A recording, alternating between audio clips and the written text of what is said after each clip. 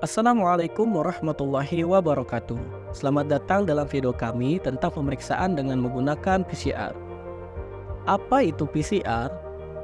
PCR merupakan singkatan dari Polymerase Chain Reaction, sebuah teknik biologi molekuler untuk memperbanyak salinan suatu rantai DNA yang spesifik.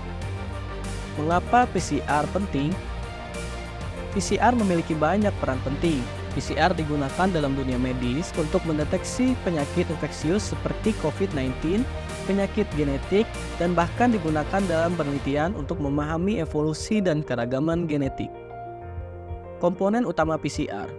PCR melibatkan komponen utama seperti DNA target, primer, DNA polimerase, nukleotida, dan mesin PCR yang canggih untuk mengontrol suhu dengan tepat. Prinsip kerja PCR. Prinsip utama di balik PCR adalah penggandaan DNA. Ini melibatkan beberapa langkah kunci dan menggunakan alat PCR yang canggih. Proses ekstraksi sampel.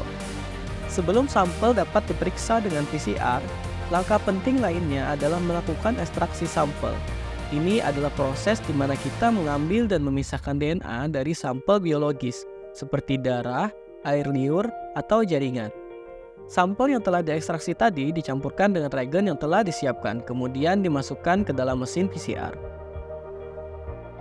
Langkah-langkah prinsip kerja PCR. Prinsip kerja alat PCR yang pertama adalah denaturasi, yaitu di mana DNA target dipanaskan hingga dipisahkan menjadi dua untai utas tunggal. Prinsip kerja alat PCR yang kedua adalah annealing atau penempelan, di mana primer DNA mengikat ke daerah tertentu pada DNA target. Dan prinsip kerja yang ketiga adalah extension atau elongasi, di mana DNA polimerase memperpanjang untai-untai DNA yang sudah dipasangkan dengan primer. Yang keempat yaitu siklus, di mana proses pertama hingga ketiga tadi diulang berkali-kali, dan setiap kali pengulangan menghasilkan dua salinan DNA baru. Nilai CT dalam PCR. Dalam PCR, ada istilah CT atau Cycle Threshold, yaitu untuk mengukur sejauh mana DNA telah diperbanyak. CT merupakan jumlah siklus yang diperlukan pada pemeriksaan sampel sampai DNA target dapat terdeteksi. Nilai pada CT ini berbanding terbalik dengan hasilnya.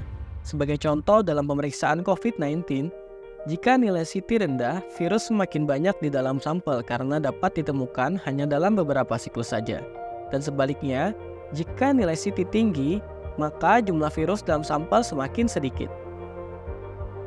Pengaplikasian PCR. Pengaplikasian PCR sangat luas. Ini digunakan dalam diagnosis medis, forensik, penelitian genetika, dan bahkan dalam arkeologi molekuler.